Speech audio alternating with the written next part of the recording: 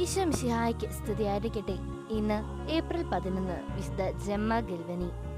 യേശുവിന്റെ 5 തിരുമുറിവുകൾ സ്വന്തം ശരീരത്തിൽ അതേപോലെ പ്രത്യക്ഷപ്പെട്ട വിശുദ്ധ.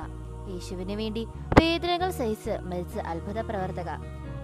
എല്ലാ ദിവസവും മാലാഖയുടെ ദർശനം കിട്ടിയ പുണ്യവതി വിശുദ്ധ ജെമ്മ ഗൽവനി. ഇതെല്ലാമോ ഇതിനപ്പുറമോ ആണ്. യേശുവിന് വേണ്ടി നമ്മൾ സഹിക്കുന്ന ത്യാഗങ്ങൾ എത്രയോ നിസാരങ്ങളാണെന്ന് വിശുദ്ധ ജെമ്മയുടെ ജീവിതം നമുക്ക് കാണിച്ചു തരുന്നു. ഇറ്റലിയിലെ ലൂക്ക എന്ന ഗ്രാമത്തിൽ ഒരു ദരിദ്ര കുടുംബത്തിൽ ഒരു മരുന്ന് കച്ചവടക്കാരന്റെ മകളായാണ് ജെമ്മ ജനിച്ചത്.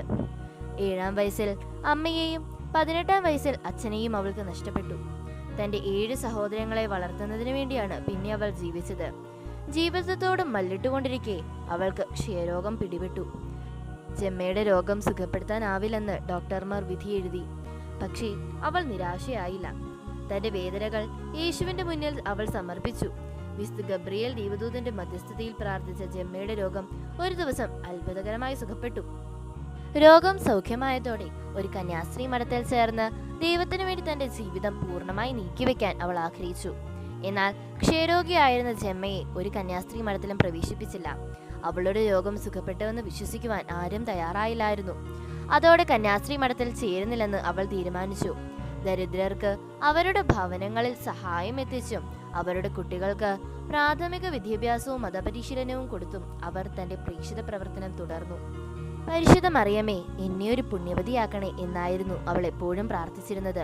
വിശുദ്ധ ഗബ്രിയേൽ മാലാഖ എല്ലാ ദിവസവും ജെമ്മയ്ക്ക് മുന്നിൽ പ്രത്യക്ഷപ്പെടുമായിരുന്നു. തന്റെ വേദനകൾ വിശുദ്ധ ഗബ്രിയേലുമായി അവൾ പങ്കുവച്ചു. 1899 ജൂൺ മാസത്തിൽ ഒരു ദിവസം യേശു തന്നിൽ അത്ഭുതം പ്രവർത്തിക്കാൻ പോകുന്നതായി അവൾക്ക് തോന്നി. അല്പസമയത്തിനുള്ളിൽ അവളുടെ കൈകളിലും കാലുകളിലും വേദന അനുഭവപ്പെടാൻ തുടങ്ങി. കുറച്ചു കഴിഞ്ഞപ്പോൾ അവളുടെ മുറിവുകൾ പ്രത്യക്ഷപ്പെട്ടു. രക്തം വാർന്നൊഴുകി. യേശുവിന്റെ തിരുമുറിവുകൾ പോലെ ജെമ്മയുടെ ശരീരത്തിലും മുറിവുകൾ പ്രത്യക്ഷപ്പെട്ടു. അതിന്റെ തീവ്രമായ വേദന അവൾ ആസ്വദിച്ചു. എല്ലാ വ്യാഴാഴ്ചകളിലും മുറിവുകളിൽ നിന്ന് രക്തമൊഴുകും. വെള്ളിയാഴ്ച ഉച്ചവരെ അത് തീവ്രമായി വേദന അനുഭവിക്കേണ്ടി വരും. 1901 വരെ ഈ അത്ഭുത പ്രതിഭാസം തുടർന്നു. എന്റെ എല്ലാ മുറിവുകളും നീക്കി ഈശോ എന്നെ സ്വർഗത്തിലേക്ക് കൊണ്ടുപോകാമെന്ന് പറഞ്ഞാലും ഈ വേദനകൾ സഹിച്ച് കൂടുതൽ നാൾ ജീവിച്ച് കൂടുതൽ ദൈവത്തെ മഹത്വപ്പെടുത്താനാണ് ഞാൻ ആഗ്രഹിക്കുന്നത്, ജെമ്മ ഒരിക്കൽ പറഞ്ഞു. 1902 ജെമ്മയ്ക്ക് വീണ്ടും ക്ഷയരോഗം പിടിപെട്ടു. ഒടുവിൽ 1 വർഷത്തിനു ശേഷം ഒരു ദുഃഖശനിയാഴ്ച ദിവസം അവൾ കർത്താവിൽ നിദ്ര പ്രാപിച്ചു. ജെമ്മയുടെ മരണസമയത്ത് ഒരു പുരോഹിതൻ അവളുടെ സമീപത്തുണ്ടായിരുന്നു.